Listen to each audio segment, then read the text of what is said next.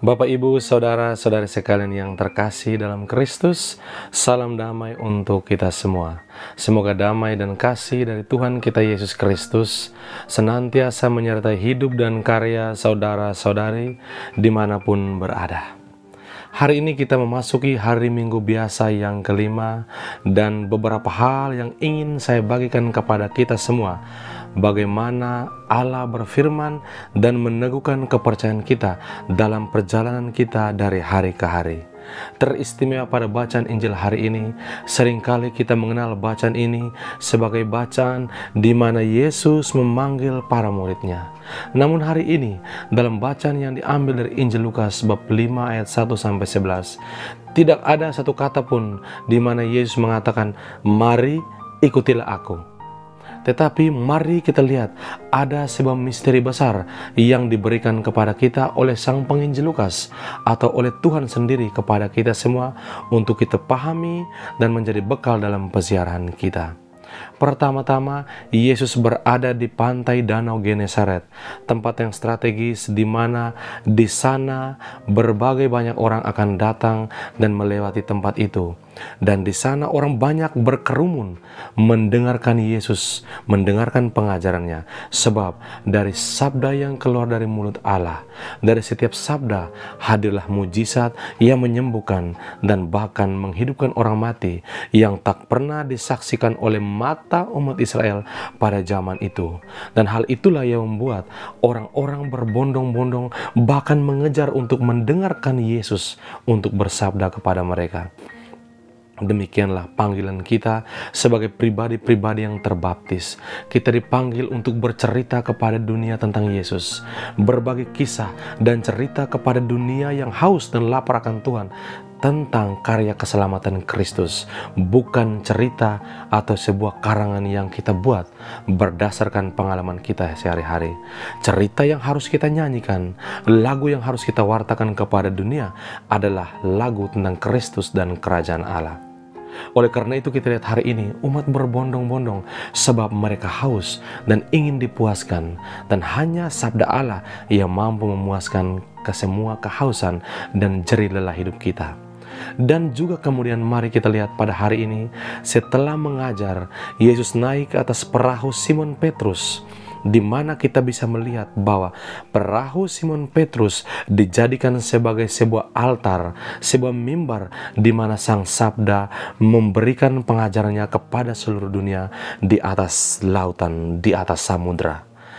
Simon Petrus memberikan perahunya sebagai altar. Kita pun diundang untuk membuka hati kita, menjadikan hati kita sebagai altar yang pantas untuk Tuhan untuk hadir dan berkarya bagi sesama lewat karya kebaikan hati kita.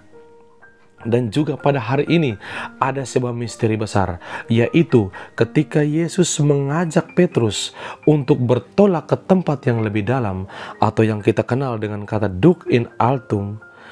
Petrus menuruti dengan rendah hati. Bayangkan, Petrus seorang pelaut harus menuruti perintah dari seorang Yesus, seorang anak tukang kayu yang tidak tahu apa-apa tentang laut. Tetapi karena iman Petrus, dan Petrus tahu siapa yang berada di depannya, sosok yang mempunyai otoritas, bukan hanya untuk berkuasa memberikan sebuah kebahagiaan, memberikan kesuksesan, tetapi dia adalah Tuhan, sang pemilik kehidupan itu sendiri. Oleh karena itu Petrus pun mengatakan, "Karena engkau telah mengatakannya, walaupun setelah semalam suntuk kami bekerja keras, tetapi karena engkau telah mengatakannya, saya akan menebarkan jalaku sekali lagi." Dan lihatlah sebuah kejadian yang begitu indah dipandang mata, sebuah mujizat yang begitu besar, yaitu ikan atau hasil tangkapan menjadi berlimpah ruah. Bahkan perahu mereka pun hampir tenggelam karena ikan yang begitu banyak. Tetapi saudara-saudariku sekalian yang terkasih, hari ini gereja mengajarkan bukan hanya soal banyaknya ikan, tetapi ada sebuah misteri besar yang ingin diperlihatkan Tuhan kepada kita, yakni siapa itu Yesus sebenarnya.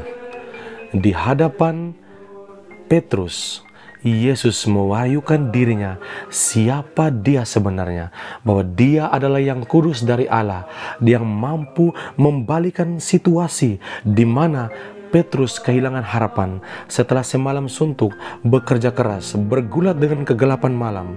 Hari itu dia berhadapan dengan seorang Allah yang Maha Kudus, yang mampu membalikan keadaan menjadi sebuah cerita sukacita. Dan oleh karena itu, peristiwa hari ini bukan hanya peristiwa perbanyakan ikan, tetapi sebenarnya Allah sedang mewahyukan diri di hadapan Petrus dan sahabat-sahabatnya. Di atas goyangan samudra, di atas guncangan samudra, Allah mewahyukan dirinya dan mengatakan Dia Tuhan atas samudra dan juga Tuhan atas kehidupan kita.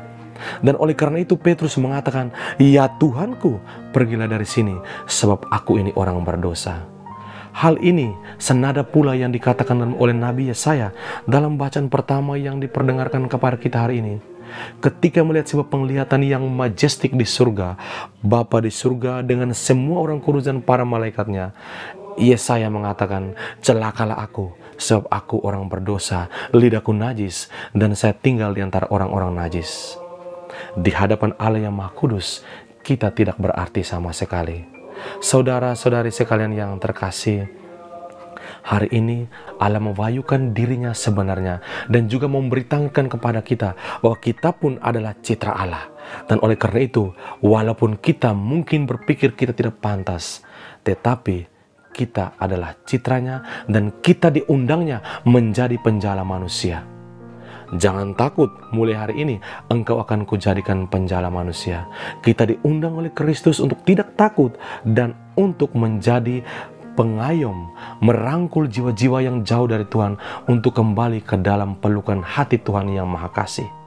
Disitulah letak panggilan kita, bahwa kita semua yang terbaptis dikuduskan oleh Allah yang Maha Kudus untuk memanggil pulang orang-orang yang jauh dari Tuhan. Dan untuk menjadi orang, untuk menjadi rasul yang memanggil pulang orang-orang yang berdosa, orang-orang yang jauh dari Tuhan, pertama-tama kita harus mengikuti Tuhan. Sebab tinggal dengan Tuhan adalah syarat mutlak untuk menjadi murid dan juga rasul yang mampu membawakan berita indah, berita kerajaan Allah kepada dunia. Semoga kita semua berusaha dan diberkati dan direstui oleh Tuhan untuk menjadi rasul-rasul yang kudus dalam kebun anggur Tuhan. Semoga Tuhan memberkati kita semua.